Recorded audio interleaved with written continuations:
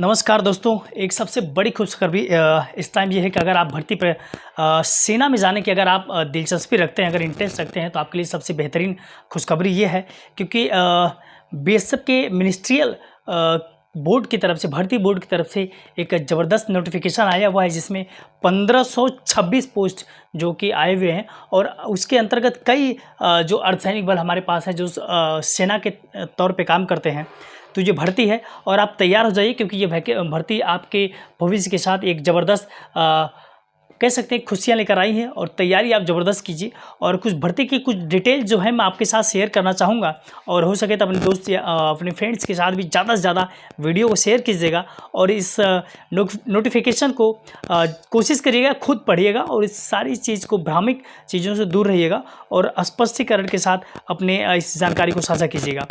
तो दैनिक भास्कर की ये रिपोर्ट है, मैं आपके साथ साझा भी कर रहा हूँ और साथ में इसकी ऑफिशियल वेबसाइट पे भी ये नोटिफिकेशन जारी हो चुका है जिसको मैंने पढ़ा भी है। तो सरकारी नौकरी जो बीएसएफ ने सब इंस्पेक्टर कांस्टेबल सहित 1526 पदों पर निकाली भर्ती, जिसमें से मात्र 100 रुपये इसकी रजिस्ट्रेशन फीस रहेगी। तो बॉर्डर सिक्योरिटी फोर्स यानी बीएसएफ ने केंद्रीय सशस्त्र बल पुलिस बल CAPFS में भर्ती के लिए ऑनलाइन रजिस्ट्रेशन प्रोसेस शुरू की है।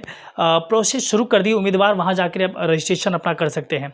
तो वैकेंसी की डिटेल्स जो है उसके अंतर्गत लगभग 5-6 जो अर्धसैनिक बल है जो आते हैं, जैसे हमारा CRPF है, BSF है, ITBP है और CISF है, SSB है, असम राइफल्स है। कुल पदों की संख्या जो टोटल जो है 1526 पद है। मैं थोड़ा सा और डिटेल कर देता हूँ कि किस विभाग, किस सैनिक बल में, किस CRPF में कितनी वैकेंसी है, असम राइफल में कितनी वैकेंसी है, ITBP में कितनी वैकेंसी है, तो इसकी भी जानकारी मैं आपको डिटेल दे रहा हूँ कि CRPF में 303 पद हैं, BSF में 329 पद हैं, ITBP में 219 पद हैं, CISF में 642 पद हैं और SSB यानी सीमा सुरक्षा बल में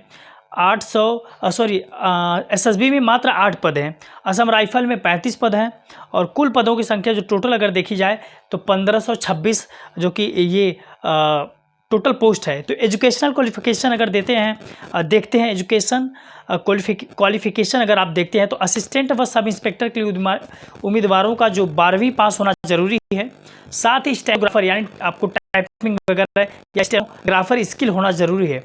उसके बाद हेड कांस्टेबल के लिए 12वीं पास होना जरूरी है, उम्मीदवार आवेदन कर सकते हैं। हेड कांस्टेबल की 12वीं की अगर आप योग्यता रखते हैं, इंटरमीडिएट की अगर आपके पास योग्यता है तो आप इस हेड कांस्टेबल की वैकेंसी को फिल कर सकते हैं। तो फिजिकल एलिजिबिलिटी जो होती है पुरुष उम्मीदवारों की लंबाई जो होगी 165 सेंटीमीटर होगी, सीना जो बिना फुलाए 77 सेंटीमीटर होगा, फुलाने के बाद 82 सेंटीमीटर लिया जाएगा उसको। गढ़वाली, कुमायूनी, गोरखा, डोगरा, मराठा और सिक्किम, नागालैंड, अरुणाचल प्रदेश, मणिपुर, त्रिपुरा, असम, मेघालय, अरुणाचल प्रदेश, असम, मेघालय, हिमाचल और लेह लद्दाख, कश्मीर घाटी और SC और ST कैटेगरी के उम्मीदवारों की लंबाई 162.5 सेंटीमीटर होनी चाहिए। अब SC कैटेगरी के लिए उम्मीदवारों का सीना बिना फुलाए 76 और ST कैटेगरी के लिए उम्मीदवारों का सीना फुलाए 76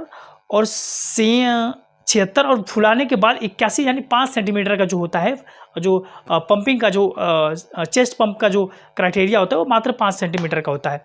अब महिलाएं भी, जो लड़कियां अगर आप भी इस सेना में जाना चाह रही हैं तो आपके लिए भी जो लंबाई है मात्र 155 सेंटीमीटर की लंबाई होनी चाहिए।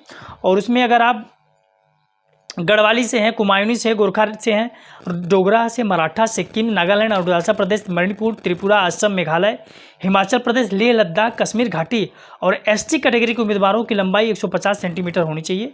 आयु सीमा न्यूनतम 18 वर्ष है और मैक्सिमम जो की है वो है 25 वर्ष अधिकतम। सरकारी नियमों के तहत आरक्षित कैटेगरी के लिए उम्मीदवारों को आयु सीमा भी छूट दी जानी चाहिए। उसमें भी आपको, अगर आप आरक्षित कैटेगरी चाहते हैं तो आपको अलग अलग तरीके से आपको छूट मिलेगी। OBC कैटेगरी से आएंगे तो आपको 3 साल की छूट मिलेगी, SC ST कैटेगरी से आएंगे तो आपको 5 साल की छूट मिलेगी। फीस जो उम्मीदवारों के लिए 100 रुपये फीस देनी होगी।